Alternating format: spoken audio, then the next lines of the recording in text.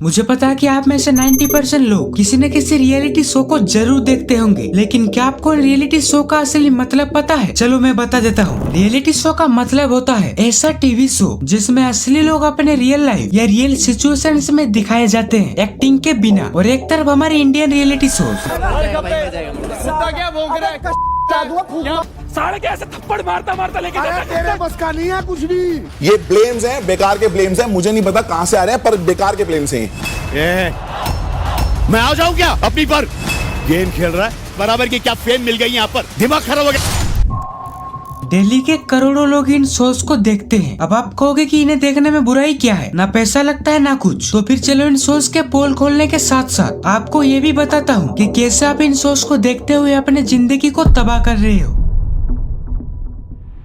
तो अभी तो आपको इंडिया में एक से बढ़ के एक रियलिटी शो दिख जाएगा, लेकिन क्या आपने ये सोचा है कि आखिर ये शोज कब फेमस हुए? साल 1999 में नेदरलैंड्स में एक शो आया था बिग ब्रदर नाम से। ये शो लोगों को काफी पसंद आया क्योंकि इस शो का कॉन्सेप्ट पहले के शोज के मुकाबले कुछ हटके था। कुछ लोगों को एक स्पेशली डिजाइन किए गए हाउस में बंद कर दिया जाता था, जहाँ उनके बाहर के दुनिया के साथ कोई कॉन्टेक्ट नहीं था। हाउस में 20 आवर्स कैमरास लगे हुए थे और ये शो काफी फेमस हुआ। बाद में इसी कॉन्सेप्ट को कॉपी करके कई देशों ने अपने बिग ब्रदर्स लॉन्च किए। फिर क्या था, हमारे इंडिया वाले थोड़ी चुप बैठने वाले थे, वो भी कॉपी करने के मामले में। और फिर 2006 में बिग ब्रदर को इंडिया में बिग बॉस नाम से लॉन्च किया गया। और इसके बाद कई शोज इंडिया में बनी जिनमें कि रियल कंटेस्टेंट्स को लाया जाता है और आपको बताया जाता है कि ये एक रियलिटी शो है। और आपको भी लगता है कि इनके बीच में जो कुछ भी हो रहा है वो सब रियल में हो रहा है। ये सभी शोज जो आपको स्क्रीन पर दिख रहे हैं, वैसे तो इनका कॉन्सेप्ट एक दूसरे से अलग है, लेकिन इन सभी शोज में क्या सिमिलरिटी है पता है? इन सभी शोज में कॉन्टेस्टेंट्स के तौर पर पब्लिक फिगर्स को लाया जाता है और हर शो में अपने कॉन्सेप्ट के मुताबिक फिजिकल, मेंटल या टीम वर्क बेस्ड टास्क दिए जाते हैं शोज के अंदर। और ये टास्क इतने घटिया और भद्दे होते हैं कि कंटेस्टेंट्स एक दूसरे से लड़ने और झगड़ने पे मजबूर हो जाते हैं। मुझे हर्ट हो रहा है बिग बॉस,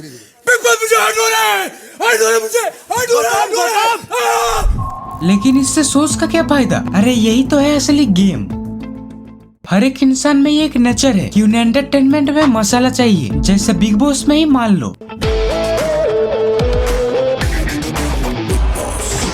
अगर हर सीजन में कंटेस्टेंट्स आराम से एक दूसरे के साथ दोस्ती यारी में रहते हैं और फिर ऐसे करते ही सीजन का एंड हो जाता है, तो फिर इनको कौन देखेगा? और इसी वजह से कंटेस्टेंट्स को एक दूसरे से लड़ाया जाता है ताकि व्यूअर्स को एक मसाला मिले। और ऑब्वियसली बात है, ऐसा हुआ तो लोग अपने काम धाम छोड़कर भी इनको देखेंगे और देखते भी हैं, क्योंकि लोगों को दूसरों के झगड़े देखने पसंद है, दूसरों के पर्सनल लाइफ के बारे में जानना पसंद है, पर्सनल चीजों में झांकना पसंद है। और ये शो इसी चीज का फायदा उठाती है। हर एक शो में ही इसे इस्तेमाल किया जा रहा है। हर जगह बस लड़ाई झगड़े, ऊट पटांग बातें। शो का कॉन्सेप्ट चाहे जो भी हो, लेकिन दिखता सभी में सेम चीज है। जैसे कि इस शो को तो आप जानते ही होंगे, इसमें कंटेस्टेंट्स को बहुत ही खतरनाक स्टंट्स कंप्लीट करने पड़ते हैं, लेकिन टीआरपी के लिए ये लोग ये दिखा रहे हैं। मेरे को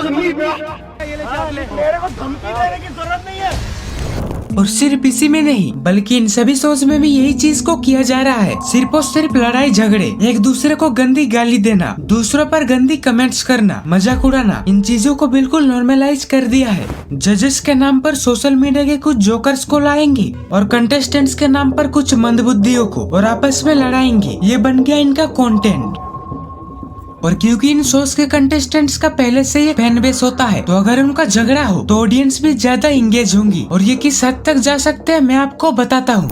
आपको सलमान और असनीर के कंट्रोवर्सी के बारे में तो पता ही होगा। उस समय एक बहुत बड़ा हाइप क्रिएट हुआ कि सलमान ने असनीर को शो पे बुला के बेइज्जत कर दिया, जिसकी वजह से तो बिग बॉस का काफी फायदा हुआ। लेकिन आप ये जानकर शॉक हो जाओगे कि असलियत में ये सब एक नाटक था। चलो कैसे मैं आपको समझाता हूँ। तो असनीर ने पहले एक कॉलेज सेमिनार में कुछ ये बोला था कि कैसे उसने अपने स्टार्टअप भारत पे का ब्रांड एम्बेसडर बनाने के लिए सलमान खान को अप्रोच किया और 7.5 करोड़ से डील को 4.5 करोड़ तक ले आए। बाद में जब असनीर 16 नवंबर 2024 में बिग बॉस 18 के एक एपिसोड में गया, तो सलमान खान ने उसको ऊपर से नीचे तक खोल दिया। सलमान ने असनीर को बोला कि वो नंबर्स गलत थे जो उसने उस सेमिनार में बताए थे, और वो असनीर को जानता तक नहीं है। उस समय तो असनीर ज्यादा कुछ नहीं बोल पाए, लेकिन कुछ दिन बाद असनीर एक्स पे क्लैरिफिकेशन देते हुए एक पोस्ट किए, जिसमें उसने कहा कि उसे यकीन है कि इस शो को अच्छी टीआरपी और व्यूअरशिप मिली होगी। सलमान एक अच्छा होस्ट और एक्टर है। सलमान को बखूबी पता है कि बिग बॉस में क्या काम करता है। उसने कभी सलमान के खिलाफ कुछ डीमीनिंग बातें नहीं बोली। उसके डील नंबर हमेशा करेक्ट होते हैं। वह एक्सक्लूसिवली सलमान से JW मैरियट जुहू में मिले थे मई 2019 में ब्रांड के कोलैब के लिए, वो भी एक डायरेक्टर के साथ। शायद इसीलिए सलमान को ये याद नहीं, क्योंकि तब असनीर एक पब्लिक फिगर नहीं थे और बिग बॉस के गेस्ट इनवाइट लिस्ट में भी असनीर का नाम लिखा था, बिल्कुल उस चेक की तरह जो उसे स्पेशल अपीयरेंस के लिए मिला। तो अब समझो, सबसे पहले असनीर ने कहा कि उसने सलमान के खिलाफ कोई डीमीनिंग बातें नहीं बोली, जो कि बिल्कुल सच है। और असनीर ने ये भी बताया वो नंबर्स बिल्कुल करेक्ट है, बैंक से वेरीफाइड। और तो और जब सलमान ने कहा कि मैं तो असनीर को जानता तक नहीं था, लेकिन असनीर का नाम तो गेस्ट इनवाइट लिस्ट में ऑलरेडी था, तो अंत में यही सामने आती है कि ये सब एक किया कराया नाटक था बिग बॉस के TRP के लिए।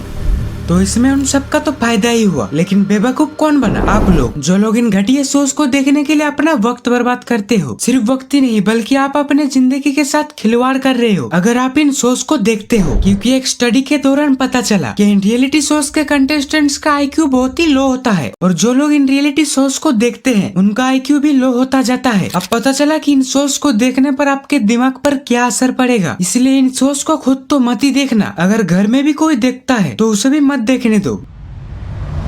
थोड़े हेल्थ इश्यूज के कारण इस वीडियो को अच्छा नहीं बना पाया और वीडियो आने में भी थोड़ा देर हुआ। तो अगर वीडियो पसंद आए तो लाइक करना और चैनल को सब्सक्राइब करना। बाय।